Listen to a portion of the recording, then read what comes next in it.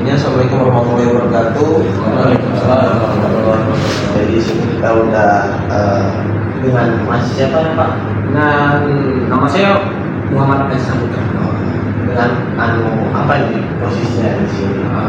Kebetulan kalau posisi saya dan jabatan di Polres itu yaitu anggota Satreskrim. Untuk lebih spesifikasinya di bagian unit 3 Tipikor. Jadi kemarin itu janjinya dengan Pak Kasat ya Pak?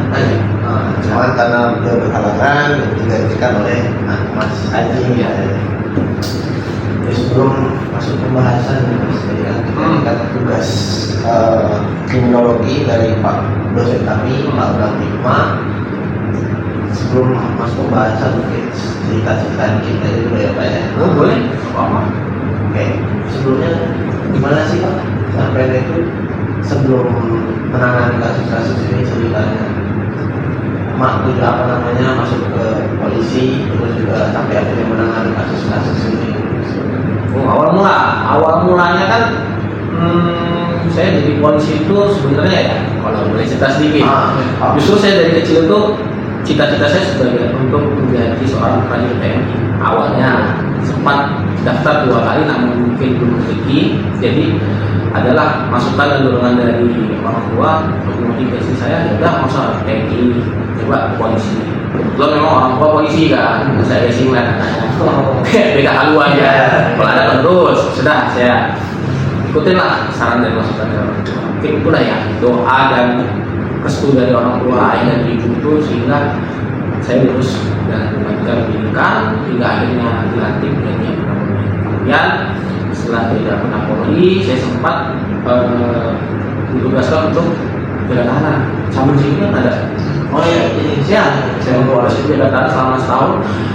Situ banyak juga sih saya belajar tuh secara psikologi ya, ngobrol sama tahanan pelaku-pelaku. Apa yang jadi dasar mereka? Banyak faktornya. Ada yang bilang khilafah, ada yang karena mereka kebutuhan ekonomi, ada yang memang mereka pergaulan, macam-macam lah. Jadi mungkin kita bahas ya soalnya. Kemudian setelah lama tahun berjalan, dinas, saya juga sempat sabaran, kemudian ngobrol-ngobrol dengan senior, hingga ada yang menganjurkan saya, kamu ini mau sampai kapan? Intinya, ayo gabung ke Reskrim, biar belajar, biar mendalami ilmu kepolisian ini kan ada di bidang reserse kriminal ya, Reskrim ya. Biar tahu nanti suatu saat ketika teman, saudara atau keluarga dalam masalah terlibat perkara tindak pidana, kita bisa kasih solusi ke segala dari situ motivasi dari semua itu, ya akhirnya membuat saya tertarik masuk ke Reskrim. Masuk ke Reskrim tahun 2022. Situ saya belajar kayak mana sih awal mulanya proses pendidikan hingga akhirnya kita tahap 2 di kejaksaan atau menjadi 21. Itu kita belajar itu gimana caranya kita memecahkan masalah orang. Misalnya ada korban buat laporan, Pak motor saya hilang, kita coba kita koordinasi dengan senior yang di lapangan untuk kasus siapa, kita terungkap pelakunya siapa, dibawa ke kantor dengan barang bukti hasil curian itu kita lakukan proses penyidikan, pemberkasan hingga akhirnya kita P21 lah. Pertama kali saya P21 itu ada kepuasan tersendiri, ada kebanggaan sendiri, hingga itu yang buat saya ketagihan dulu di Reskrim ini. Tujuan saya itu gimana caranya ungkap kasus, cari pelaku, bawa kita proses. Jadi kita bisa membantu masyarakat juga yang berlaku.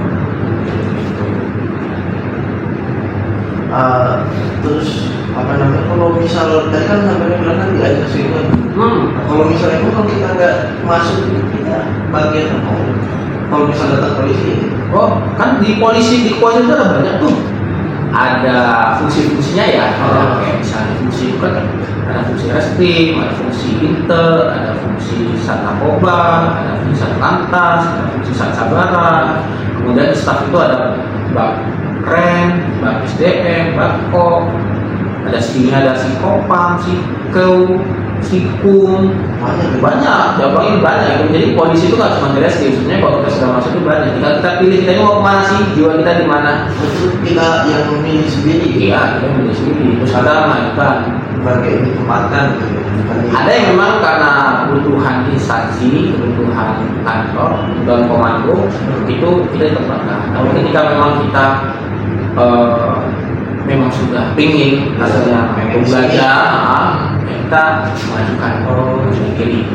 Hanya kan ada kita kawan sama senior reskrim nih, awalnya kita sabaran, kawan sama senior reskrim banyak dikasih masukan segala macam. Ujungnya kita pingin tuh, penasaran atau di atas, ngobrol sama orang atas, ada rasa keinginan untuk bergabung sih.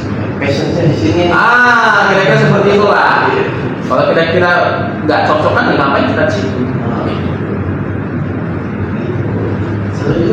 Seru juga ya. Seru. Kayak nanti gabung. Lanjut aja. Masukkan. Oke.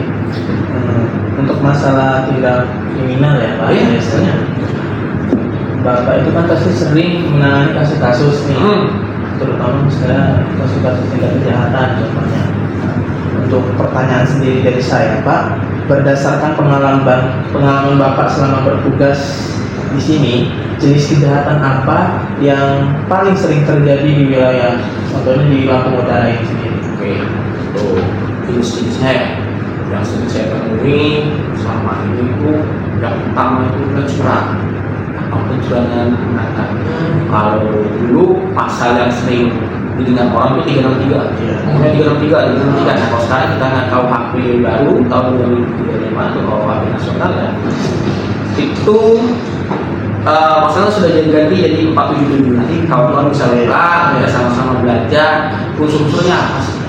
Jadi maksudnya pencurian dan pemberantasan itu pencurian yang dilakukan pada malam hari dengan cara merusak, masuk ke dalam rumah ya, masuk ke dalam rumah. Dan berbuat kan bisa juga dilakukan 2 orang atau lebih. Salah satu unsur-unsurnya. Nanti lagi biasa kita sama-sama saksikan. Kemudian ada curanmor. Oh iya sering itu orang laporan ada penumpang motor saya dinampak banyak di parkiran tinggi, parkiran tempat umum ya, kayak di rumah Alfamart, toko-toko atau di rumah sakit sering.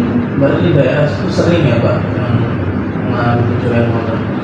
Iya, biasanya memang di tempat umum kok pencurian motor itu. Bahkan ada pencurian motor itu di dalam rumah, masuk ke curat dia. Ada pasti otomatis kalau curat kan masuk dalam rumah, apa dia buka gembok di pagar itu masuk curat tuh, masuk ke arah rumah itu dengan pagar itu masuk curat. Motor ini pun bisa dikatakan curat ketika dia sudah dikunci stang, kunci semua, kan rusak itu. Jebol, itu masuk curat itu pemberatan. Iya masuk ke curat kan. Pencurian dengan pemberatan. Ya, kemudian ada curat not. Ada curas itu pencurian kekerasan. Yang sering kita lihat tuh gitu. Oh iya. Dia lagi jalan, dipepet, diacungkan senjata tajam atau senjata api sehingga korban takut, atau dengan cara mendorong hingga korban jatuh di motor, surat. Nah, selain begal ya, sering kita begal itu, jambret termasuk kecurangan. Misalnya kita lagi jalan, cukup di pasar, pegang HP, dia rampas, tapi HP itu sempat kita pertahankan. Nah, itu masuk pencurian kekerasan karena dia merasa dan ancaman kekerasan atau dengan kekerasan. Apa misalnya jambret di kalung emas, ibu jambret, asli kan. Nah, kemudian selain itu ada juga yang sering terjadi itu penipuan berlapar.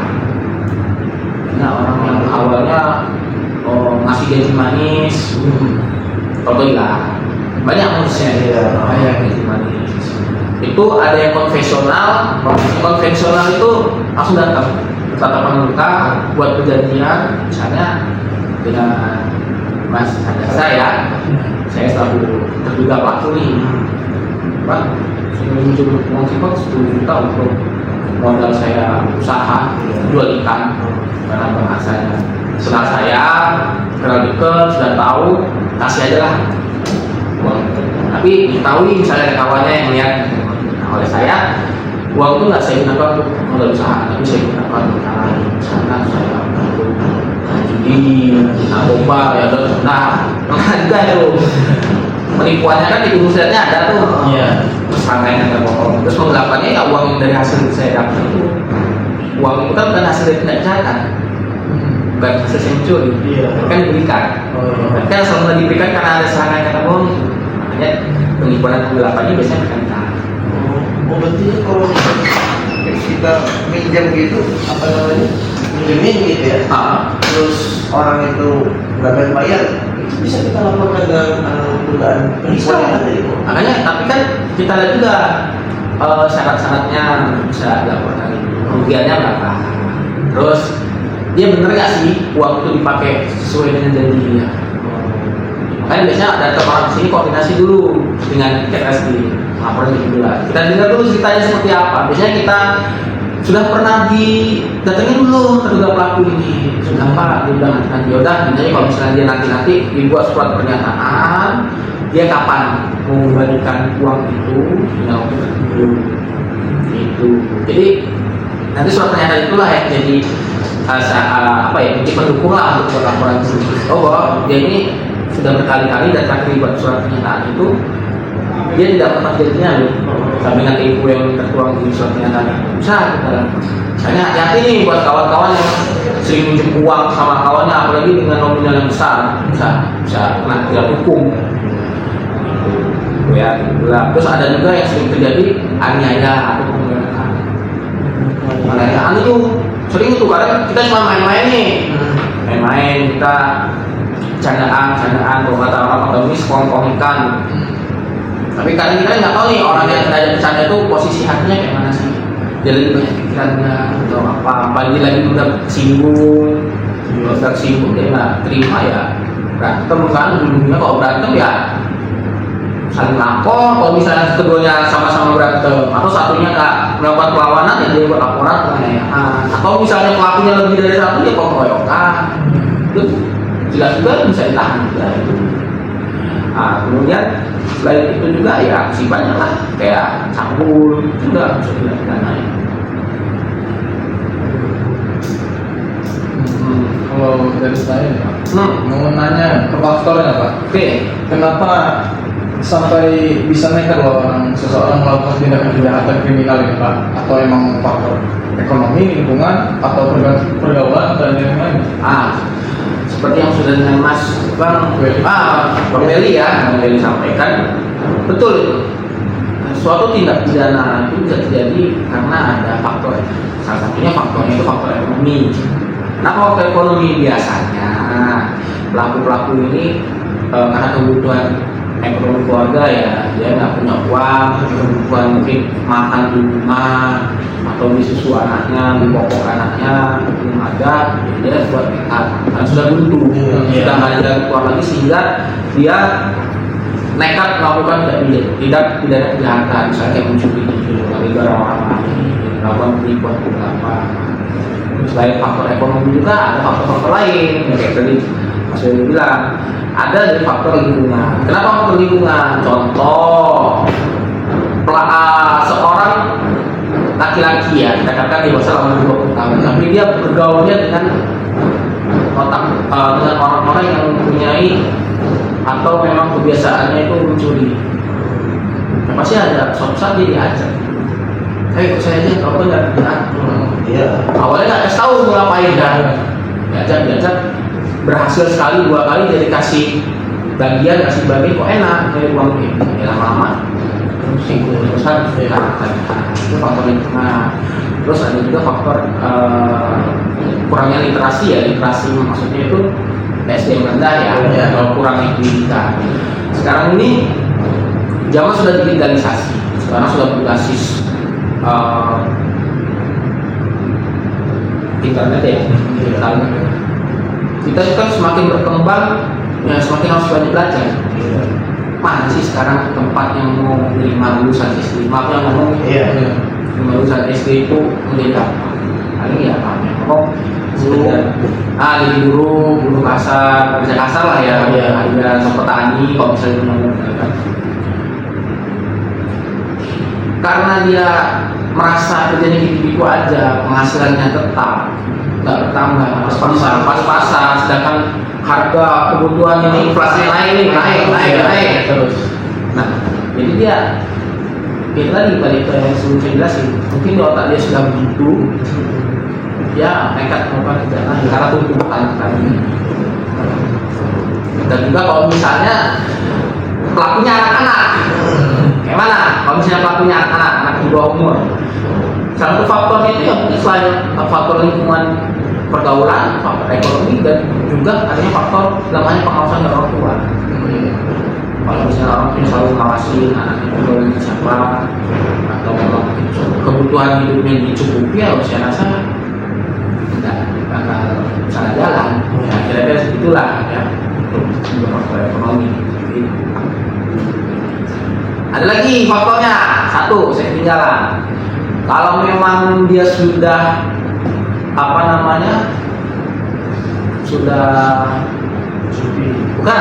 sudah sering menggunakan narkoba ya. Penyalahgunaan narkoba. Kan canduan tuh. Narkoba itu kan beli bahan. Kalau dari mana? Nah, mungkin misalnya orang itu pelaku minta uang sama orang tuanya beli narkoba, pasti nggak dikasih. Ya pasti akan mencuri barang orang lain, dijual, mendapatkan uang. Bahan dipakai, habis. Tanya, canduan. Ya, masuk ke SMA. Begitu juga dengan judi online kayak gitu. Makanya kalau kawan-kawan kalau bisa ya dari saya itu mengimbau kalau kawan-kawan untuk semua masyarakat yang melihat video ini jauhi narkoba sama video online, karena pintu masuk untuk tindak kejahatan dari situlah. Selain faktor ekonomi ya, itu loh pintu masuk utama. Menurut saya itu sih faktornya kenapa orang membuat atau mau melakukan tindak pidana itu ya. Mas, kalau menurut sampai ada tuh saya lihat di TikTok, ada orang bilang seperti ini, kalau bahwasanya penjara itu belum tentu bisa menolak narkoba. Menurut sampai gimana? Selama menangani kasus-kasus. Kalau menurut saya secara pribadi ya ini, menurut pribadi saya mungkin koreksi ya apabila saya salah ya. Saya sepakat apabila penjara memang belum memberikan efek jerah dan efektif. Meskipun penjara itu dibentuk lembaga ya, lembaga pemasyarakatan itu untuk membina para narapidana tidak berkesalahan. Tapi alhamdulillahnya suatu kumpulan itu ketika digabungkan dengan pemain-pemain semua di satu, mereka malah buka jaringan dalam sini. Ada memang beberapa kali saya ketemu dengan mantan tersangka ya, kalau sudah menjalani hukuman itu ya dia kembali ke kehidupannya, diterima, dan itu menurut saya balik lagi ke individu masing-masing. Gimana sih orang itu bisa berubah? Banyak faktornya, faktor dari dukungan keluarga, faktor dari dukungan masyarakat sekitar, lingkungan juga ya. Kalau lingkungan sekitar nggak ada yang menerimanya lagi ya dia merasa nggak ada yang merangkul, saya mau kemana gitu loh ya. Saya mau daftar kerja nggak bisa karena saya dicap sebagai orang jahat, saya pelaku, padahal saya sudah baik, saya sudah dibina, sudah menjalani hukuman 5 tahun. Tapi ketika balik ke masyarakat yang nggak diterima, ya mungkin juga kembali lagi ke jalan yang salah. Kawan-kawan ya. Ada apa ya? Ada aja pasti. Namanya masuk ya, campur ke masing pelaku yang ditangkap itu. Jadi suatu jaringan baru.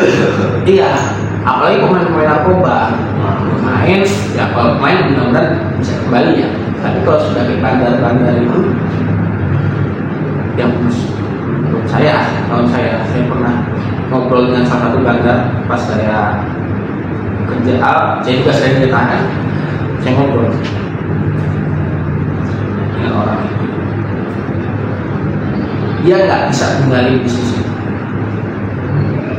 Saya lupa namanya siapa, orangnya alamatnya di mana, nanya. Intinya dia nggak bisa tinggal bisnis. Ketika nanti dia sudah selesai, dia balik lagi, karena dia sudah menjadikannya. Nah makanya itu balik lagi lapas atau penjara itu dibuat memang tujuannya untuk memberikan pembinaan, tapi kembali ke individu masing-masing dulu. Iya. Soal ya fasilitasnya mau kemana? Kalau memang di otak dia, udah sih jalan hanya formalitas dari hukuman itu. Beberapa hari. Berapa tahun misalnya dia keluar balik lagi. Atau misalnya dia sudah obat, ketika keluar diajak kembali kawan-kawannya di luar sana, yang susah itu memang. Karena beberapa kali juga orang-orang yang saya periksa ya, dia sebagai tersangka residivis ya kayak gitu, pola yang sama. Dia sudah beberapa tahun yang lalu tangkap dan hukuman, dan obat, karena faktor ekonominya atau segala macam itu, diajak kawannya membuat tidak lagi, tangkap lagi, saya bikin terus. Itu terus polanya. Makanya kalau sudah masuk ke lingkaran setan itu menurut saya susah keluar. Susah keluar. Ya itu menurut saya ya. Tapi koreksi apabila saya salah. Oke. Tadi kan pembahasan mengenai tindak kriminal kan pastinya karena faktor ekonomi itu. Ya benar. Nah, tapi ada ya orang yang ekonominya udah cukup, cuma dia masih aja melakukan tindak kriminal tersebut. Apakah ada faktor lain yang mempengaruhinya? Misalnya dia faktor psikologisnya ataupun faktor sosial lingkungannya di situ. Oke, kalau itu saya jawab ya. Memang ada orang yang melakukan tindak kejahatan bukan karena dia kekurangan. Kita lihat dia sudah cukup nih, udahlah udah terang bermain hidupnya. Salah satunya itu gaya hidup. Kenapa gaya hidup? Mungkin lingkungan dia kawan-kawan yang lain punya iPhone 16 Ya. dia masih Android, nggak punya uang. Iya. Sebenarnya sama sih sebenarnya. Iya. Sama-sama handphone. Iya. Untuk komunikasi bisa, untuk kita searching di internet bisa. Tapi karena pergaulan tadi, dia pengen kayak kawan-kawannya, circle-nya dia iPhone semua, dia pengen secara instan tanpa ada usaha. Mungkin tadi dia mungkin dengan cara mungkin apa mencuri, apa menipuan penggelapan. Kita memilih Iya makanya kita lihat juga lingkungan pergaulan dan juga gaya hidup kita jangan terlalu hedon. Iya. Kalau terlalu hedon, ketika ada brand uang terbaru kita pengen duit. Nah, kita nggak tahu nih orang yang gaya hidup hedon tuh dari mana sumber pendapatannya kan? Ya, memang ada yang memang jadi usaha lah. Dari orang tuanya gitu. Dan juga selain itu memang dari diri individu masing-masing itu pasti ada namanya keserakahan. Nggak puas-puas, kita manusia ini apa pernah puas? Selalu kurang, masih kurang. Karena kita makan aja masih kurang, tambah lagi. Masih kurang. Oh kita sudah beli HP nih, HP masih pakai, tapi siapa ini? HP itu loh, walaupun baru, walaupun bukan karena circle ya, kan ada dorongan dari diri sendiri. Keserakahan ini, sehingga dia melakukan tindakan melanggar aturan untuk mendapatkan apa yang dia inginkan. Dia minta dengan orang tuanya, ya orang tuanya pusing. Iya, kalau bilang HP masih ada ngapain kita lagi? Kalau mau cari sendiri, kan itu pikiran kita. Mungkin mau tanya lagi, Pak. Tadi kan udah Bapak singgung ya di awal ya. Kalau melihat anak muda sekarang ya Pak, dan ada di media sosial yang kelihatannya biasa aja tindakan itu Pak, tapi udah termasuk tindakan kriminal itu gimana Pak? Oke. Itu mungkin saya jelasin ya. Iya. Di media sosial dia bertindak biasa aja tapi sudah masuk pidana. Hati-hati kalau kita bermain media sosial dengan masuk untuk percandaan, kita memposting orang lain dengan kata-kata yang menurut kita bahasanya sarkas ya. Bisa jadi orang tersebut tersinggung dan melaporkan pencemaran baik misalkan. Makanya hati-hati kalau kita main media sosial itu bijak adalah kalau kita mau posting foto kita sendiri. Nggak perlu kita posting foto orang lain dengan kata-kata yang memfitnah. Kalau itu bisa kena itu jangan lagi. Tapi dilihat juga ya kata-katanya. Kadang orang cari selain masuk nggak ini bersama mereka. Kalau dia paham masuk, ya kita terima. Kemudian sering aktif ke sosial media itu sebenarnya bagus juga sih ya buat konten kreator, karena sekarang banyak perusahaan-perusahaan kalau mau merekrut tuh dia melihat jejak digital gimana segala macam. Tapi ya jangan juga, saran saya jangan terlalu mengumbar data diri karena bisa dipakai orang lain. Misalnya nih kita semisal ngirim atau masukin foto KTP dipakai orang lain untuk pinjol, ya susah kita nanti. Orang lain dapat uangnya, kita yang ditagih-tagih terus. Nah, kemudian percaya adanya berita hoax. Sekali-sekali kawan-kawan jangan pernah buat berita yang belum verifikasi. Belum valid. Jadi kalau ada berita apa misalnya itu langsung di post. jangan langsung di post. Tuh kasihan orang-orang yang lain itu. Coba kita telaah dulu, kita cari dulu sumber yang lain. Bener nggak? Kan kita kan mahasiswa nih, pikiran kita kan kritis, masuk akal nggak sih beritanya? Kita cari.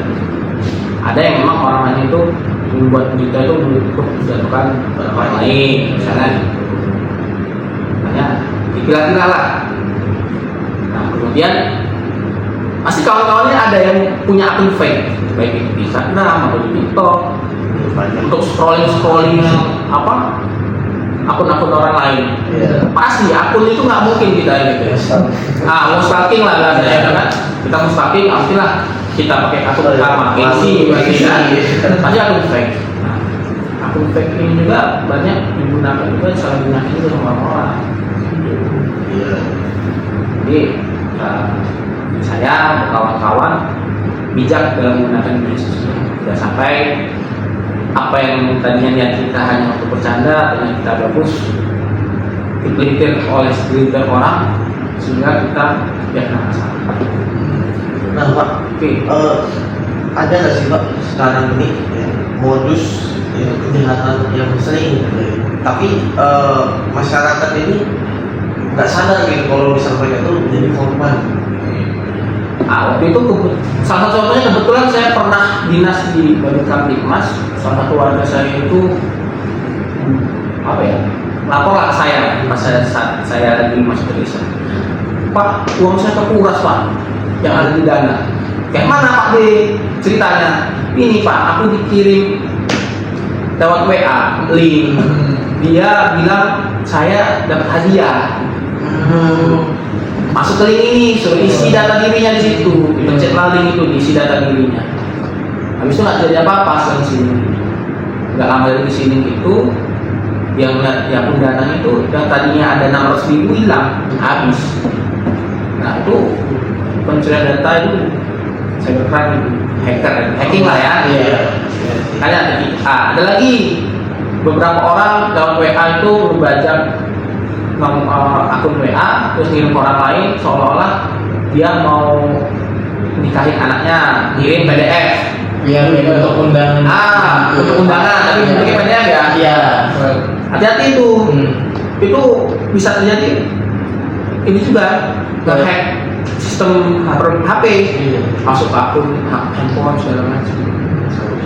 Makanya hati-hati ketika ada nomor nggak dikenal atau orang lain tiba-tiba bahasanya beda, terus ngirim PDF atau kayak kurir paket Anda sudah sampai ini, tolong cek di ini link atau di PDF.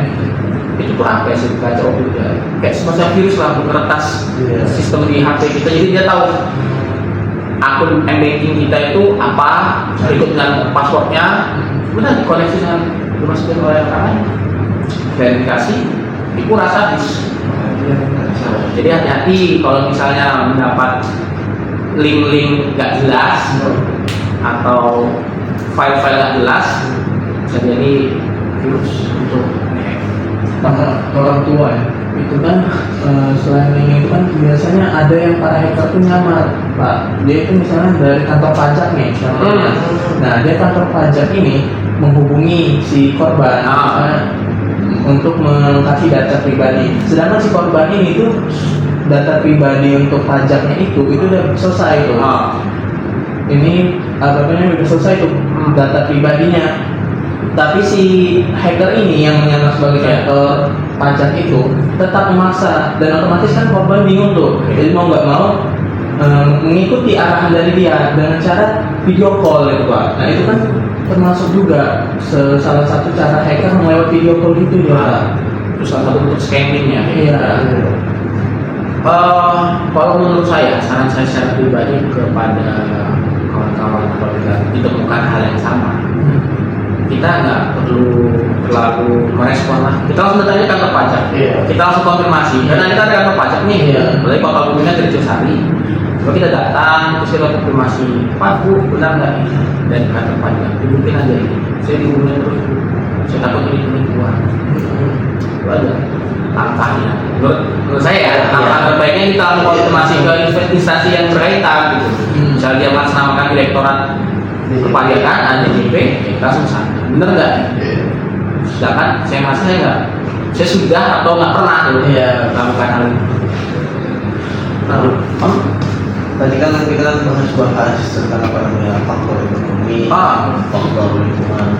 Nah, menurut Bapak ya, pandangan karena saya juga ini di tentang saya ini kayak jawabannya dia kayak nggak ada titik putih, nggak ada titik hitam. Siapa? Jadi ya sesuai realita lah ya Pak. Jadi kan ada tadi yang orang secara faktor ekonomi, terus juga dia ini ada juga anak yang keluarga lingkungan. Nah jadi berbahaya mana sih Pak? Antara anak itu dia kekurangan secara ekonomi dan penyakit kriminal, terus juga anak yang dia apa namanya faktor keluarga dia itu tuh kurang pengawasan, keluarganya tuh ya nggak mengawasi, abai. Ya kalau menurut saya memang kalau berbicara tentang anak ya, anak sebagai pelaku kejahatan yang diutamakan dari pengawasan orang tua. Pengawasan orang tua. Kita lihat anaknya bergaulnya siapa. Masa iya sih orang tua sama anak. Zaman saya dibawain ke Minda. Saya kalau pulang sore atau keluar malam-malam nggak jelas kemana, itulah salah bentuk mungkin pola didik orang tua zaman dulu ya. Sehingga anak-anaknya ya itu banyak berhasil kan. Kawan-kawan dari mahasiswa kan mungkin dari orang tua dulu agak sedikit keras, saat didik kita masih kecil. Tujuannya baik. Dibandingkan dengan orang tua yang lepas pengawasan, anaknya menjadi apa kan? Orang tua yang masa bodoh maksud saya. Pas pengawasan masa bodoh, ya anaknya mau berkawan dengan siapapun lepas. Itu bahaya juga. Meskipun orang tuanya itu ekonomi tercukupi ya. Jadi anak itu lepas kendali.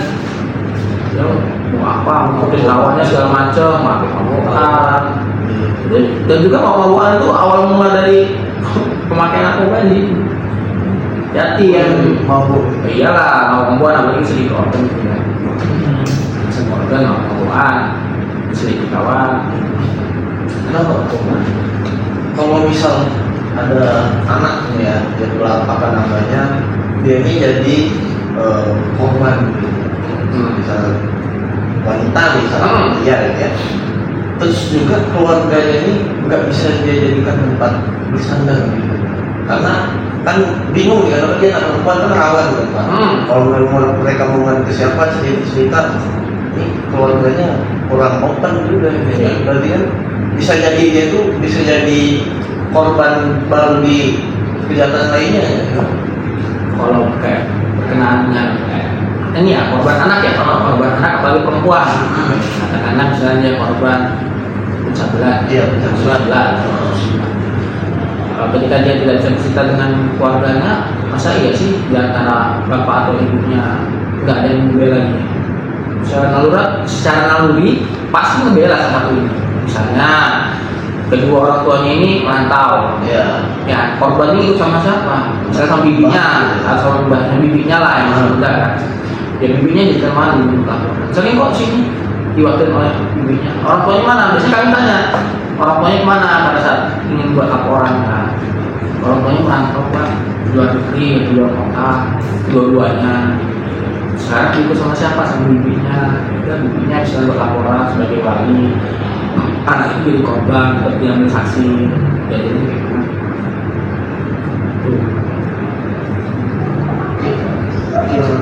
Ya, terakhir nih Pak. apa lagi? Saran lah Pak untuk kita yang mahasiswa hukum gitu. Untuk apa namanya ya, kalau menyikapi kriminal yang ada gitu Pak, tidak pidana, saran untuk kami mahasiswa. Saran untuk kawan-kawan, Iya. lebih hati-hati, ya, hati-hati bertindak, bijak menggunakan internet dan media sosial, dan berpikir secara kritis. Kita kan praktik, apalagi kawan-kawan dari jurusan hukum ya, kata Pak Bram itu kan dari praktisi hukum, Iya. kritis. Kita lihat sebab akibat, apa yang kita lakukan akibatnya apa sih. Saya pun jadi polisi ini makin kesini makin takut saya. Dan ternyata banyak aturan-aturan itu yang mengekang anggota polisi itu untuk tidak melakukan pelanggaran. Apalagi tidak kejahatan ya, pelanggarannya dilarang. Apalagi kejahatan, amatlah sudah intinya ya. Kemudian tetap semangat menjaga cita-cita dan pantang menyerah. Yakin aja apa yang jadi impian dari kawan-kawan itu nanti suatu saat sampai. Terima kasih Pak, sudah menyempatkan waktunya sama kita, serta tanya-tanya mengenai tugas kami di sini. Kalau boleh saya tutup, saya ada pantun nih. Oh, silakan. Oke. ada pantun, biar nggak pegang amat ya. Iya. Biar nggak pegang amat. Oke, sambil ngaca nggak apa-apa ya. Kita kan orang lain. Jalan-jalan ke kota Menggala. Jangan lupa memberi durian. Bersama polisi menjaga negara. Ciptakan keamanan dan ketertiban. Itu aja. Titip salam buat kawan-kawan baik itu di kampus, di luar, keluarga di rumah. Nah, jangan sampai ada yang melanggar hukum ya. Kasihlah pengertian. Saya yang tadi sendiri. Nggak apa-apa lah. Karena keluarga kita itu, kita yang kuliah itu harapannya besar. Iya. Harapannya besar. Oke guys, jadi itu aja tadi sekian kita wawancara dengan Bapak Aji Saputra ya, selaku anggota di Tipikor. Nah, ya tadi ada beberapa pertanyaan yang kami tanyakan terkait kriminologi untuk memenuhi tugas mata kuliah hukum, mata kuliah kriminologi. Ya. Semoga dengan dibuatnya video ini bisa menambah pengetahuan hukum kita semua. Terima kasih sudah menonton. Assalamualaikum warahmatullahi wabarakatuh.